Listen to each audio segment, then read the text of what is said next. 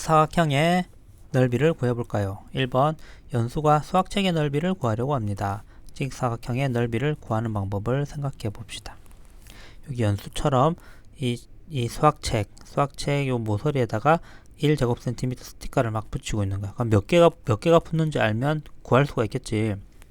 연수처럼 1제곱cm를 붙여 직사각형 가나다의 넓이를 구해보세요. 준비물 12에 있는 스티커를 붙여보면 가 같은 경우는 가로로는 하나, 둘, 셋, 네 개가 붙어. 그 다음에 세로로는 하나, 두 개가 붙거든.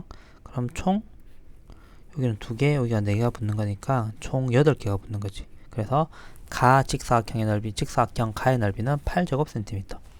나 같은 경우는 붙여보면 가로로는 4개가 붙어. 그 다음에 세로로는 3개가 붙거든. 그러면 4고 3이니까 12개가 붙고, 그래서 12제곱cm. 다 같은 경우는 나와 가로가 길이가 똑같고 3개가 붙고, 그 다음에 세로로도 4개가 붙어. 가로로 4개가 붙고 세로로도 4개가 붙으니까 16제곱cm가 되겠지. 연수처럼 직사각형의 넓이를 구했을 때 불편한 점을 이야기해 보세요. 그러니까 이 스티커를 이 8개, 12개, 16개를 붙인다는 게 되게 좀 쉬운 일은 아니겠지. 그리고 심지어 이게 딱 가로나 세로가 맞아 떨어지면 좋지만 어떤 직사각형 같은 경우는 한 개, 2개 붙이고 이렇게 넘어가는 경우도 생길 거야. 이렇게 2개 붙였는데 이렇게 넘어가는 경우가 생길 거라고. 그러면 이것만 가지고는 이 넓이를 정확하게 구해낼 수가 없다. 그런 불편한 점이 있겠지. 직사각형의 넓이를 쉽게 구하는 방법을 이야기해 보세요. 그래서 만약에 이 1제곱cm가 다 들어가는 그런 직사각형이라고 했을 때, 이런 경우는 빼고 라고 했을 때 이렇게 스티커를 다 붙여서 구하는 거는 좀 쉽지 않은 방법이고, 가로로 몇 개가 딱 들어가는지 세로로 몇 개가 딱 들어가는지를 알면 되겠지. 그냥 가로로 들어간 직사각형의 개수는 결국 이 1제곱cm가 가로로 4개가 들어갔다면 요 아래쪽 변의 길이가 1이잖아. 그럼 4개가 들어가면 총 1이 4번이니까 4cm가 되겠지. 가로로는. 세로로 2개가 들어갔다. 그러면 세로로는 2cm가 되겠지. 그렇게 했을 때 요 직사각형 가를 예를 들어 설명을 하면 이게 다 붙여서 8개라는 걸 세워서 알 수도 있지만, 가로로 4개, 세로로 2개라는 걸 알면 우리는 2 곱하기 4로 구할 수가 있잖아. 그렇게 구할 수가 있고, 더 나가서 직사각형을 붙이는 게 아니라 가로로 4개가 붙으면 가로 길이는 4cm라는 거와 같은 얘기지. 세로로 2개가 붙으면 세로 길이는 2cm라는 거 같은 얘기고, 그러니까 이 직사각형 1제곱cm의 직사각형을 가로 세로로 몇 개가 들어가는지 붙인다는 거는 결국 가로의 길이와 세로의 길이를 재는 거랑 같은 얘기라는 거야. 그러니까 보자. 직사각형의 넓이를 구하는 방법을 알아봅시다. 지금 똑같은 건데 처음에는 이 아이디어가 생각이 여기 4개 들어가고 여기 세로로 2개 들어가서 2 곱하기 4지만, 결국은 가로로 4개가 들어간다는 거는 이 가로의 길이가 4cm라는 거고, 왜냐하면 한 변의 길이가 1cm인 정사각형이 4개가 나란히 있으니까 그 길이는 4cm가 되고, 세로로 이게 2개가 들어간다는 거는 여기 1cm, 1cm니까 2cm라는 거지. 그리고 여기서 2 곱하기 4를 구했는데 여기서는 직사각형의 개수, 정사각형의 개수라는 개념으로 2 곱하기 4를 했지만, 그게 결국에는 가로와 세로의 길이를 곱한 거와 같은 얘기라고. 가로의 정사각형 1제곱cm인 정사각형이 4개가 들어갔다면 가로 길이는 4cm고, 세로로 2개가 들어갔다면 2cm고, 그 개수는 2 곱하기 4인데 그거는 가로 세로 정사각형의 개수가 각각 4개, 2개였기 때문에 4 곱하기를 한 것도 있지만, 결국에는 가로가 4cm이고 세로가 2cm이기 때문에 4 곱하기를 한 거랑 같은 얘기라고. 그러니까 가 같은 경우는 가로가 4cm이고 세로가 2cm이고 넓이는 8제곱cm였지. 나는 가로가 4, 세로가 3이었고 넓이가 10이었고, 다 같은 경우는 가로가 4cm, 세로가 4cm고 넓이는 16제곱cm였어. 그리고 지금 이 길이라는 거는 결국에는 이 들어간 정사각형의 개수와 같은 거잖아. 그리고 넓이라는 거는 가로에 들어간 개수, 정사각형이 세로에 들어간 개수를 곱한 거고, 혹은 그냥 4개, 4개 이렇게 다 더해서 한 거도 있지만,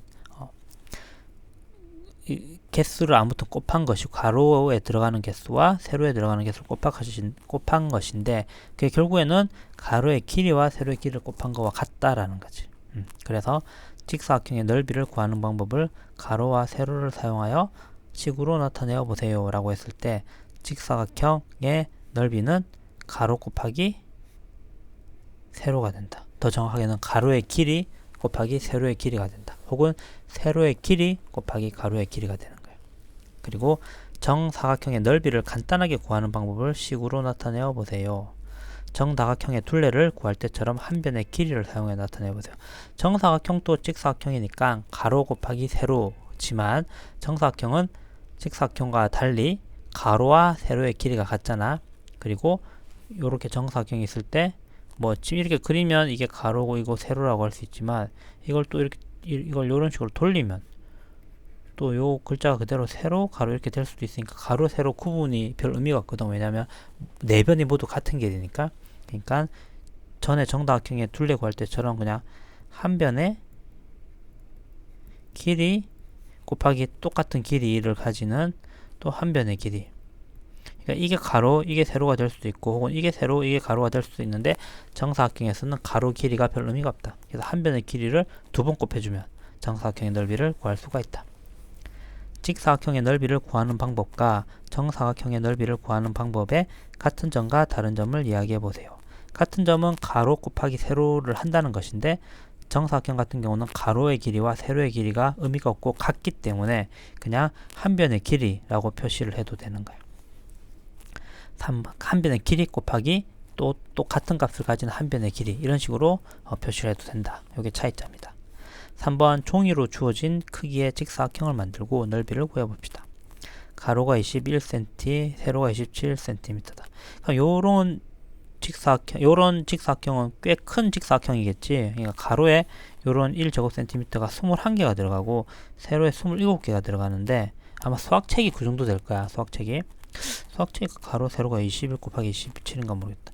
그럼 이걸 여기 21개를 붙이고 여기 27개를 붙이면 엄청 많이 붙여야 되잖아. 그러니까 이렇게 이런 식으로 요거를 요게 요런 1cm 1제곱cm인 정사각형이 여기 몇 개 들어가는지 이렇게 폭에서 혹은 붙여서 구하기에는 너무 좀 편리하지 않고 불편한 점이 있지. 그러니까 가로의 길이를 재어서 21cm면 가로에는 요게 21개가 들어가겠구나. 그러니까 세로에는 27cm이면 세로에는 얘가 27개가 들어가겠구나. 그러니까 가로의 길이 곱하기 세로의 길이를 구하면 결국 요 안에 들어가는 1제곱cm의 개수를 알 수가 있는 거지.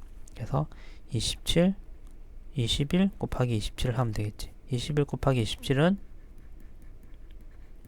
21 곱하기 20을 하면 420이고 21 곱하기 7을 하면 147이니까 요거는 567인가? 567. 그래서 567 제곱센티미터가 된다. 가로와 세로가 100cm이면 이거는 정사각형인 거지. 가로 세로 길이가 그렇지. 직사각형이라고 했으니까 정사각형이겠지. 직사각형이면서 가로 세로 길이가 같으니까 정사각형이다. 이것도 마찬가지로 100 곱하기 100을 하면 되고, 이거는 10,000 제곱센티미터가 된다. 그래서 직사각형의 넓이는 가로의 길이와 세로의 길이를 곱하면 된다. 그렇게 곱하면 이게 그냥 자연수라면, 길이가 자연수라면 가로의 길이 곱하기 세로의 길이를 곱한 그것이 1제곱센티미터가 그 직사각형 안에 들어가는 개수와 같아진다. 그리고 정사각형 같은 경우는 가로와 세로인데 가로 세로 길이가 같기 때문에 한 변의 길이 곱하기 똑같은 길이를 가지는 한 변의 길이, 이런 식으로 해서 구할 수가 있다.